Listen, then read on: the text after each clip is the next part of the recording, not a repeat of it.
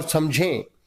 एक बार मेरा एक कॉलेज में जाने का काम पड़ा तो अपने स्वभाववश मैंने कहा कि बोलो क्या सुनाऊं। तब एक पढ़ी लिखी महिला ने आकर कहा कि गोस्वामी जी ने नारी जाति की बड़ी निंदा की है और कहा है, ढोल गंवार शूद्र पशु नारी सकल ताड़ना के अधिकारी। मैंने पूछा कि यह चौपाई कहाँ लिखी है, तो उसने कहा कि रामायण में लिखी है। फिर पूछा कि रामायण में किस जगह लिखी है, तो कहा कि अयोध्या कांड में लिखी है। किस प्रसंग में लिखी है, तो कहा कि जहां स्त्रियों का वर्णन है उसमें लिखी है।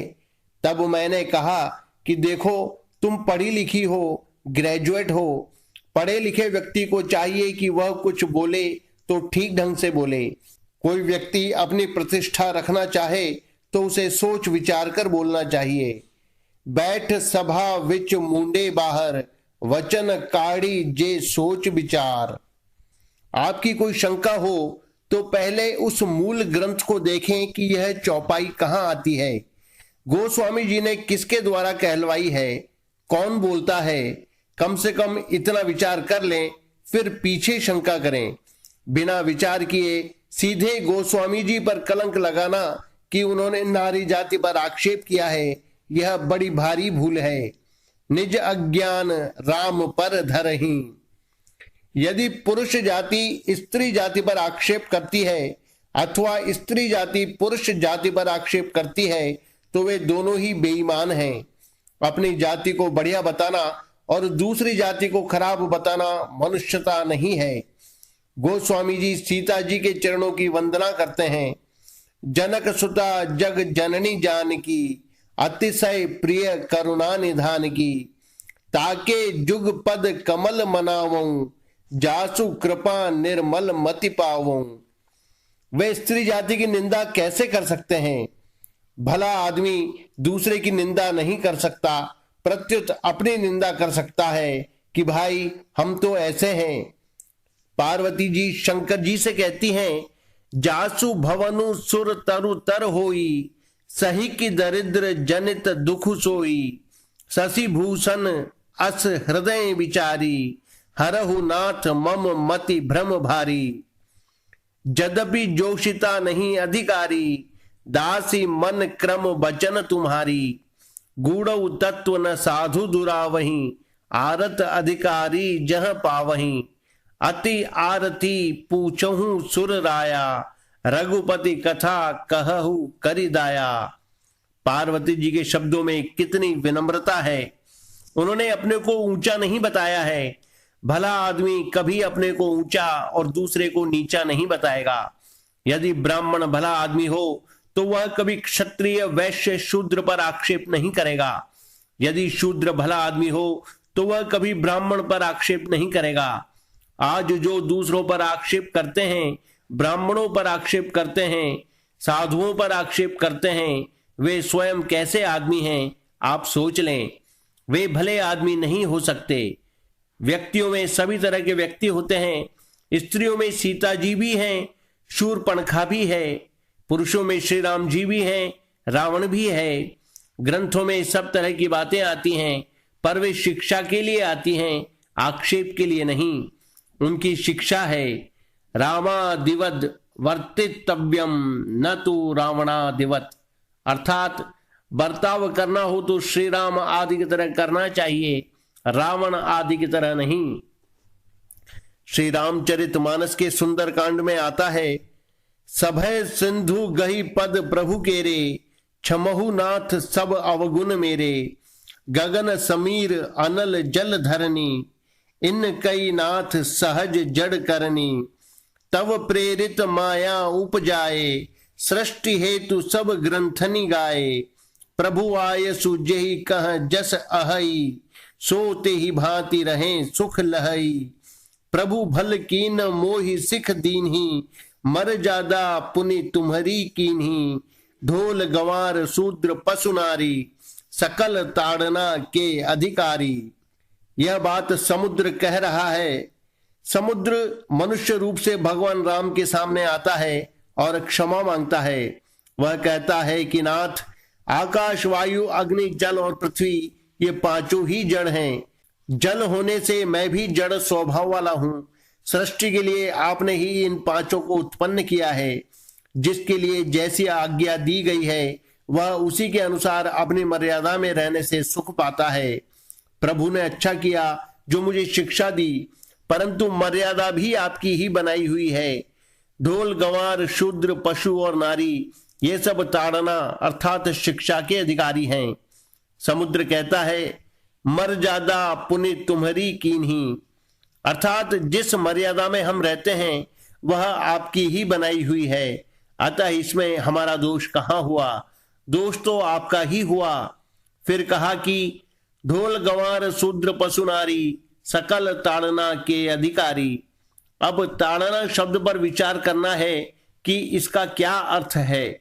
समुद्र ने जो कहा कि प्रभु भल कीन्ह मोहि सिख दीनी, अर्थात प्रभु ने अच्छा किया कि मुझे शिक्षा दी, तो इस प्रसंग से पता चलता है कि ताड़ना नाम शिक्षा का है।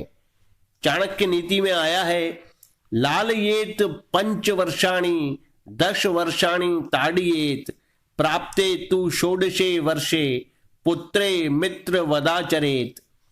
यदि बालक को 5वें वर्ष से मारने लगे तो वह बेचारा 10 वर्ष पूरे होने से पहले ही मर जाएगा।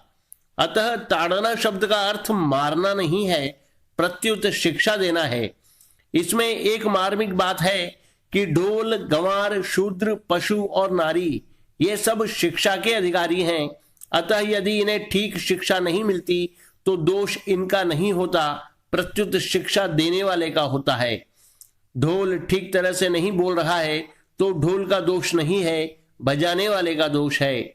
गंवार ठीक नहीं है तो वह जिसके पास रह रहा है उस शिक्षक का दोष है। शूद्र ठीक नहीं है तो ब्राह्मण, क्षत्रिय और वैश्यों का दोष है। पशु ठीक नहीं है तो उसे शिक्षा देने वाले का दोष है। बैल, घोड़ा, ऊंट आदि को शिक्षित करते हुए उनमें कोई दोष आ जाए, खराबी आ जाए तो वह उम्र भर ठीक नहीं होता। ऐसे ही स्त्री ठीक नहीं है तो उसके माता पिता का, पति का दोष है। तात्पर्य यह है कि ये सब शिक्षा के अधिकारी हैं। अधिकारी को शिक्षा न मिले तो शिक्षा देने वाले का दोष है। मैंने समाज में देखा है कि कोई लड़की विवाह होने पर ससुराल में आती है और उसे ठीक तरह से काम करना नहीं आता तो कहते हैं कि इसे माँ ने सिखाया नहीं है। काम तो लड़की नहीं करती पर बदनामी होती है माँ की, अतः दोष माँ का हुआ, लड़की का क्या दोष है? अतः ढोल, गंवार, शूद्र, पशु, नारी ये सब शिक्षा के अधिकारी हैं। अब इन्हें शिक्षा न मिले तो इनका दोष कैसे हुआ?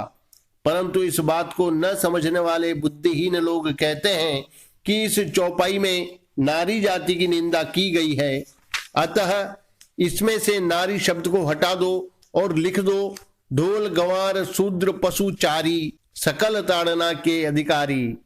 बुद्धि तो खुद में नहीं है, दोष दूसरे पर धरते हैं। यदि नारी की जगह चारी शब्द ले लें तो फिर सकल शब्द गलत हो जाएगा। जो बात हमारे मन के अनुकूल न हो उससे पुस्तक में बदल दो, उसे काटकर दूसरी बात लिख दो, यह बहुत अपराध की बात है। यह गोस्वामी जी महाराज की वाणी की हत्या करना है। बारीकी से देखा जाए तो वाणी की हत्या मनुष्य की हत्या से भी अधिक बड़ा पाप है। जो बात समझ में ना आए उसे गलत बताना बुद्धि का अजीर्ण है।